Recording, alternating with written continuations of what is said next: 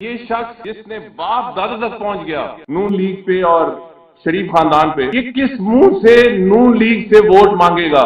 اس کو ٹکٹ ملا ہے، مگر نون لیگ والے اتنی گالی گلوچ سن کے کس منہ سے اس کو ووٹ دیں گے؟ اور جنہوں نے اس کو ٹکٹ دیا وہ ان کو اپنے ماں بزرگ والد کی عزت کا کوئی احساس نہیں ہے۔ میں نواز شریف کے پیچھے کھڑا ہو سکتا ہوں، شہباز شریف کے پیچھے کھڑا ہو سکتا ہوں، ان کے بچوں کے پیچھے نہیں کھڑا ہو سکتا۔ ہاتھ باندھ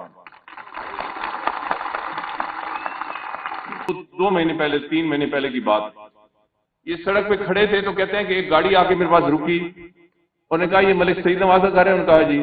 ان کا ان سے بات ہو سکتی ہے؟ انہوں نے کہا میں ملک سعید نواز ہوں۔ اس شخص نے کہا میں وہاں میں ایک پروفیسر ہوں، چودھری نثار علی خان کو میری بات پہنچ سکتی ہے؟ تو انہوں نے کہا ضرور پہنچا دوں گا۔ انہوں نے کہا کہ میری طرف سے انہیں کہیں کہ وہاں ایک تعلیم یافتہ علاقہ ہے، مجھ سمیت بہت سارے تعلیم یافتہ لوگ جو نثار کو ووٹ دینا چاہتے ہیں، میری طرف سے انہیں تلقین کریں کہ اس حلقے سے ضرور کھڑے ہوں۔ میرا ذہن بنانے میں، یہاں سے کھڑا ہونے میں ایک پاکستان آرڈننس فیکٹری کے میں نے کشوں کا عمل دخل ہے، دوسرا ان پروفیسر صاحب کا۔ مجھے آج تک نہیں پتا کہ انہوں نے اپنا نام نہیں چھوڑا، اپنا نمبر نہیں چھوڑا۔ پروفیسر صاحب آپ جو بھی ہیں، آج سے 2-3 مہینے پہلے جو آپ نے ملک سعید نواز صاحب کے گھر کے بعد ملک سعید نواز صاحب سے بات کی، میں آپ کا شکریہ ادا کرنا چاہتا ہوں اور آپ سے کہتا ہوں کہ میں نے آپ کے حکم کے مطابق کاغذات داخل کر دیے ہیں۔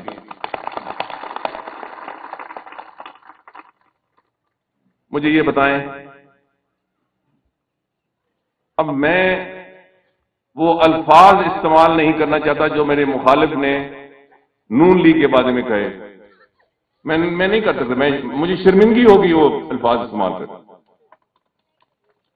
مگر آپ مجھے فیصلہ کر کے سناؤ کہ جو گالیاں دیتا ہے وہ تو انتہائی حقیر آدمی ہے، مگر جو گالیاں سنتا ہے وہ باپ دادا کی اور پھر اسی کو ٹکٹ دے دیتا ہے، وہ کس قسم کا بندہ ہے؟ میں اس لیے اپنے مزاج کا آدمی ہوں، اپنی مزاج کی سیاست کرتا ہوں، ملک و قوم کی سیاست کرتا ہوں، صلح صفائی کی سیاست کرتا ہوں۔ مجھے یہ بتائیں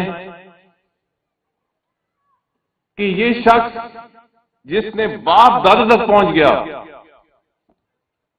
نون لیگ پہ اور شریف خاندان پہ، یہ کس منہ سے نون لیگ سے ووٹ مانگے گا؟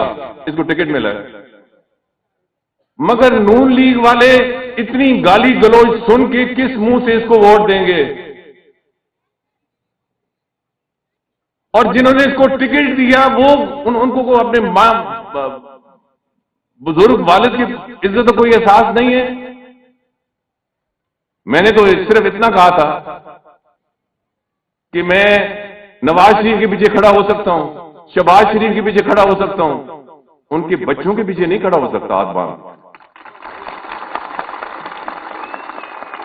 آج بھی اس پہ قائم ہوں۔ میں نے یہ کہا تھا یہ گناہ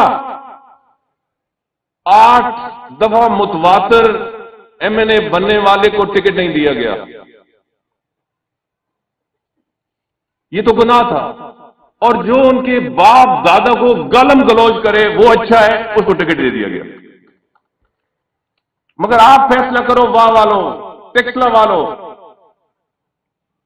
ٹیکسلا والے یاد ہے ایوب صاحب ہمارے بہت، عمر ایوب صاحب ہمارے بہت جگری دوست ہیں، بڑا اچھا انہوں نے ٹیکسلا پروگرام رکھا۔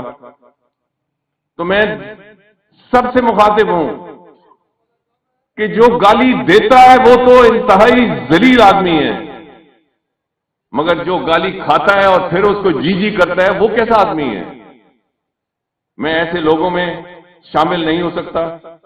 میں نے نہ کسی کو زندگی بھر گالی دی ہے، نہ سیاست میں اس پہ یقین رکھتا ہوں۔ میرا 40 سالہ ریکارڈ دیکھ لیں، میں نے ایک معیار سے گری بات کبھی نہیں کی، میں نے کسی کو کبھی گالی نہیں دی۔ میں ہمیشہ اپنی کارکردگی کی بات کرتا ہوں۔ اور ٹیکسلا والوں 85 میں آئے، یہ نوجوان تو تب بہت چھوٹے تھے اور کئی تو پیدا بھی نہیں ہوئے تھے۔ یہاں گیس نہیں تھی، بہت سی گاؤں میں بجلی نہیں تھی، یہاں تحصیل نہیں تھی، آپ کو ایک اسٹیمپ پیپر کے لیے بھی پنڈی جانا پڑتا تھا۔ اللہ تعالیٰ کے کرم سے میں نے تحصیل بنوائی، سب ڈویژن بنوائی، اس کے کرم یہ سب کام اللہ تعالیٰ کے کرم سے ہوتے ہیں، وسیلہ میں بنا۔ لڑکیوں کا کالج نہیں تھا، لڑکوں کا کالج نہیں تھا، لڑکیوں کا کالج بنوایا، لڑکوں کا کالج بنوایا، پھر ڈگری کالج ادھر بھی، ٹیکسلا بھی، اوور ہیڈ برج بنوایا۔ ہمیشہ الیکشن کے وقت لوگ آ کے پی او ایف کے محنت کشوں کو چکر دے جاتے تھے، پھر اس کے بعد خدمت نہیں کرتے تھے۔ میں نے ایک دفعہ اعلان کیا 20%، دوسری دفعہ اعلان کیا 25%، اور ان کے ساتھ ہر مشکل میں کھڑا رہا۔ اب مجھے بتائیں میں ان میں سے کسی پارٹی کی دم پکڑ کے ایم این اے بنوں یا آپ کا ہاتھ پکڑ کے ایم این اے بنوں؟ میں واہ کے باسیوں، ٹیکسلا کے باسیوں، میں ایک ایک شخص، اب یہ کوئی نہ سمجھے کہ ادھر کونے میں جو شخص کھڑا ہے وہ میری نظر میں نہیں ہے۔ یہ جو عزت افزائی آپ نے دی ہے، یہ ایک ایک قطرہ اکٹھا ہوتا ہے تو سمندر بنتا ہے۔ اتنی بڑی تعداد میں لوگ، اب مجھے اگلے اتوار کو چکری میں پروگرام میں کر رہا ہوں، تو میرا مقابلہ آپ سے ہوگا انشاءاللہ۔ میری دعوت ہے کہ یہ پہلا پروگرام میں خود کر رہا ہوں، مطلب میں لوگوں کو بلا رہا ہوں چکری میں، تو آپ دوست بھائی جو بھی آ سکیں وہ ضرور آئیں۔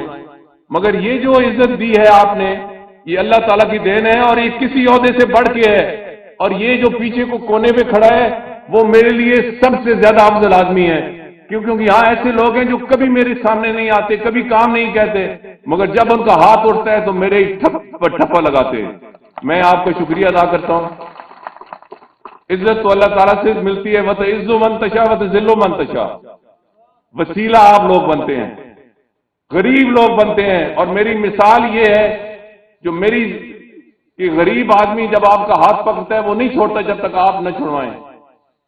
تو غریبوں، محنت کشوں، سفید پوشوں، واؤ ٹیکسلا کے مردوں، عورتوں، بچوں، بہنوں، میں آپ کا شکر گزار ہوں۔ میرا آپ سے 40 سال سے تعلق ہے، میں وہ تعلق قائم رکھنا چاہتا ہوں۔ یہ آسان کام نہیں ہے۔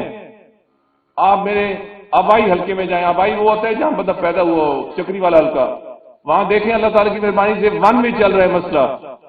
میں یہاں سے کھڑا ہوں کیونکہ میں آپ سے رشتہ توڑنا نہیں چاہتا، میں پی او ایف کے محنت کش سے رشتہ توڑنا نہیں چاہتا، میں وہاں کے لوگوں سے، میں ٹیکسلا کے لوگوں، 40 سال ہو چکے ہیں۔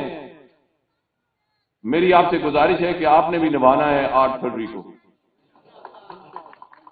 ملک مشکل ترین حالات میں ہلکے کے کام، اوور ہیڈ بریج، بجلی، گیس، یہ ہو چکے، اور بھی ہوں گے انشاءاللہ، مگر ہم نے ملک کو بچانا ہے، اور ملک کو بچانے میں لڑائی جھگڑا نہیں، ہم نے افہام و تفہیم سے۔ میں آپ کو یقین دلاتا ہوں کہ آپ نے مجھے ووٹ دی تو آپ شرمندہ نہیں ہوگے، میں نے جو کردار ادا کرنے ہیں آپ اسے مطمئن ہوگے انشاءاللہ تعالی۔ 40 سال میں اگر آپ کو، مجھے کیا کچھ نہیں کہا گیا یار، مجھے کبھی نہیں کہا گیا کہ اس نے کام نہیں کیے، مجھے کبھی نہیں کہا گیا کہ اس نے کرپٹ نہیں، میرے خلاف الزام لگا 2008 میں، یہ مرزائی ہے، یہ میرے خلاف الزام لگا۔ ادھر اب کسی مسلمان کو مرزائی کہنا یہ کتنا بڑا الزام ہے، کتنا بڑا بہتان ہے۔ قرآن شریف پڑھو گے بہتان کی سزا کیا ہے، قرآن شریف پڑھو، سنت رسول صلی اللہ علیہ وسلم کے اقوال زرین پڑھو۔ میرے خلاف آج تک یہ نہیں پڑھا کہ یہ کرپٹ ہے یا یہ کام نہیں کرتا، مجھ بھی لگا ہے یہ مرزائی ہے۔ یار اگر کوئی ہوا بھی مرزائیت کی ہوتی، مجھے بہت کہا گیا کہ آپ نفی کریں، تو میں نے کہا کہ میں اپنے ایمان کی توہین سمجھتا ہوں کہ میں وضاحت کروں کہ میرا ایمان یہ ہے، دنیا جانتی ہے، میرا نہیں 9 پشتوں سے میرا خاندان آباد ہے، جا کے، مگر ادھر جا کے نہیں کہتے کہ ادھر سب کو پتا تھا، ادھر جا کے کہتے تھے۔ مجھے افسوس ہے کہ ایک شخص نے کھڑے ہو کے نہیں کہا، ایک شخص نے، کہ یار اتنا جھوٹا اور گھٹیا الزام لگایا، ہم اس کو ووٹ دیتے، آئندہ اس کو ووٹ نہیں دیں گے، اس کو ووٹ دیں گے۔ اپنے حق کے لیے کھڑے ہو. جب آپ اپنے حق کے لیے کھڑے ہوتے ہو تو اللہ تعالیٰ آپ کے ساتھ کھڑا ہوتا ہے. وہاں تو مجھے اب میں کیا کہوں اس وقت تو بڑی عجیب ادھر سے دوست مجھے کہتے ہیں چو صاحب آپ کہیں ہم نہیں ہیں. میں نے کہا میں توہین کرتا ہوں اور اس دن میں نے کبھی نہیں کہا. میں آپ کو گواہی دوں کہ میں مسلمان ہوں. میں آپ کو گواہی دوں کہ کوئی ہوا ہوتی ہے, کوئی دوست ہوتا ہے, کوئی کسی نہیں. تو یہ جھوٹے الزام لگانے والے آج اپنے مقام پہ پہنچے ہیں. تو میری گزارش ہے کہ 8 فروری کو میری عزت اللہ تعالیٰ کی مہربانی سے آپ کے ہاتھ میں ہے.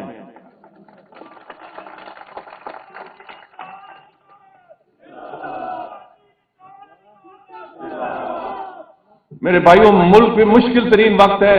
اگر آپ چاہتے ہو کہ میں کوئی رول ادا کروں تو 8 فروری کو دل اور دروازے کھول کر ووٹ دیں تاکہ میں آپ کی امیدوں پہ پورا اتر سکوں اور میں بھی اس کاوش میں شریک ہوں کہ ملک کو کس طرح بچانا ہے.